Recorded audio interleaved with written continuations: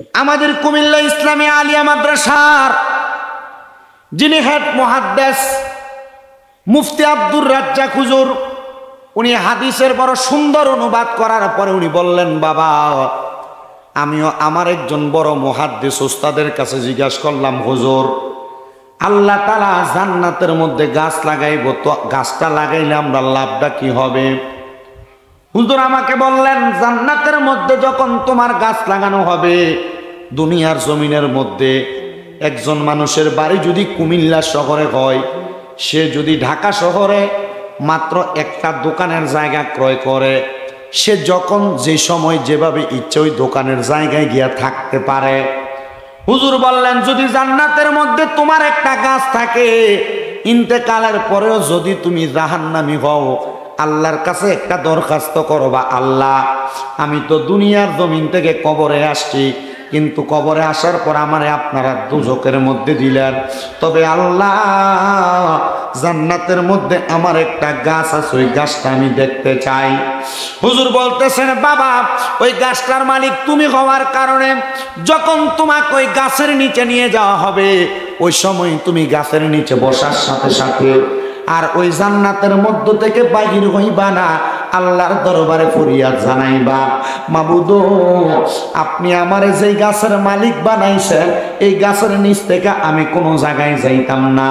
এই জন্য একবার দুরূদ পড়লে যদি আল্লাহ জান্নাতে একটা ঘর বানায় একটা গাছ লাগাইয়া দেয়, আপনারা বলেন আমরা যদি বারবার দুরূদ শরীফ আদায় করি, আমার আল্লাহ আমরার জন্য জান্নাতে গাছের বাগান করতে পারে কি পারে না?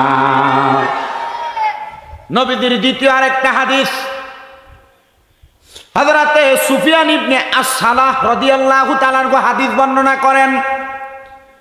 তিনি বলেন, আমি হযরতে উমর ইবনে খাত্তাব রাদিয়াল্লাহু তাআলা আনহুর কাছ থেকে হাদিস বর্ণনা করেছি। তিনি বলতেছেন, হযরতে ফারুক আযম রাদিয়াল্লাহু তাআলা আনহু বলেন, যেই ব্যক্তি আমার নবী রাহমাতুল লিল আলামিন নবীর প্রতি একবার দুরূদ শরীফ আদায় করবে,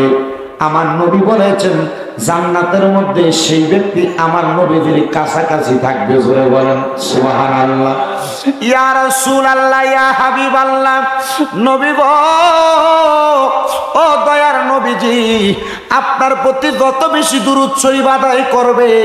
ওই ব্যক্তি জান্নাতের মধ্যে আপনার তত কাছাকাছি থাকবে। জানতে চাই বাবারা, আমরা ইন্তেকাল করার পরে আমার মা কবরে যাবে না, বাবা কবরে যাবে না, সন্তান সন্ততি আত্মীয় স্বজন কেউ কবরে যাবে না, তাহলে ওই কবরে আমাদের মদিনার কামনিওয়ালা দয়াল নবী, যেই নবীর কারণে আমার আল্লাহ তাআলা সকল কিছু বানাইছে, ওই নবীরে আমরা কবরে আমাদের কাছাকাছি পাইতে চাই কি চাই না?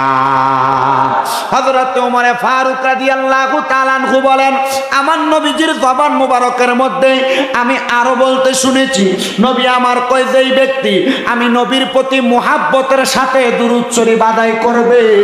আমার আল্লাহ তাআলা ওই ব্যক্তির হায়াতে জিন্দেগি থেকে ইন্তেকাল করার সময় ঈমানের সাথে মরণ দিব।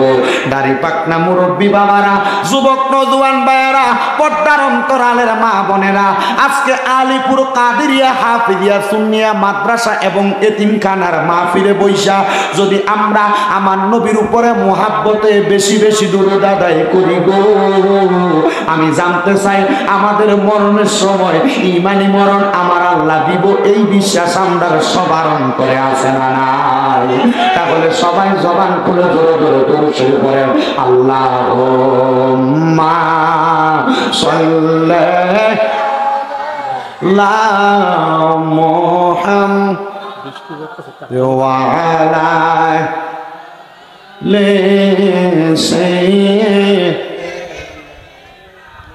মুহাম্মাদ ওয়া আলা মুহাব্বতে পড়ে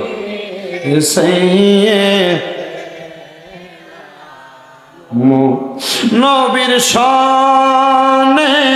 প্রেমের ডোরি মনে বান্ধ না, নবীর শনে প্রেমের ডোরি মনে বান্ধ না, শয়নে স্বপনে দেখবা মদিনায় আল্লাহুম্মা সাল্লি মুহাব্বতে পড়েন মুহাম্মাদ ওয়া আলা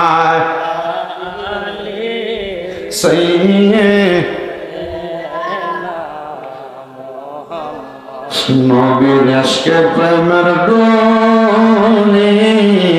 বান্দনা নবীর আশকে প্রেমের ডোরে মনে বান্দনা শয়নে সফলে দেখবা মদিনায় আল্লাহুম্মা সাল্লি আলা মুহাম্মাদ ওয়া আলা সাইয়্যিদিনা মুহাম্মাদ ওয়া আলা সাইয়্যিদিনা মুহাম্মাদ লা ইলাহা ইল্লাল্লাহ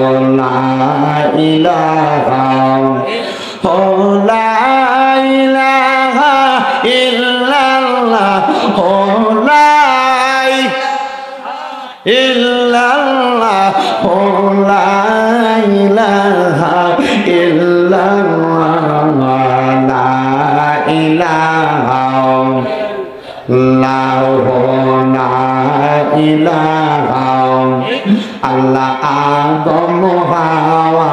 বানাইলা তুমি বেহেশতের মাঝে রাখিলা আবার হিকমতে গন্ধম খাওয়াইয়া আল্লাহ হিকমতে গন্ধম খাওয়াইয়া দুনিয়াতে পাঠাইলা লা ইলাহা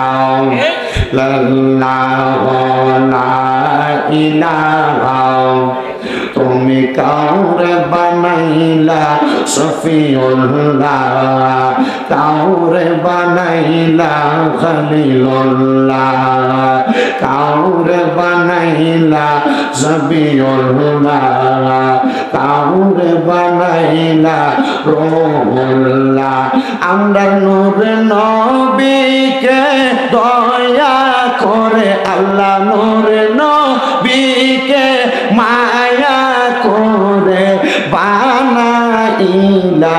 হাবিবুল্লাহ লা ইলাহা ইল্লাল্লাহ ও লা ইলাহা হাইরে নামাজ রোজা সেই গহনা কে মা বাবার খেদমত সেই গহনা আমার নবীর দরদ ভইল না আমার নবীর দরদ ভইল না আমার নবী তোমায় ভুলবে না লা ইলাহা ইল্লাল্লাহ লা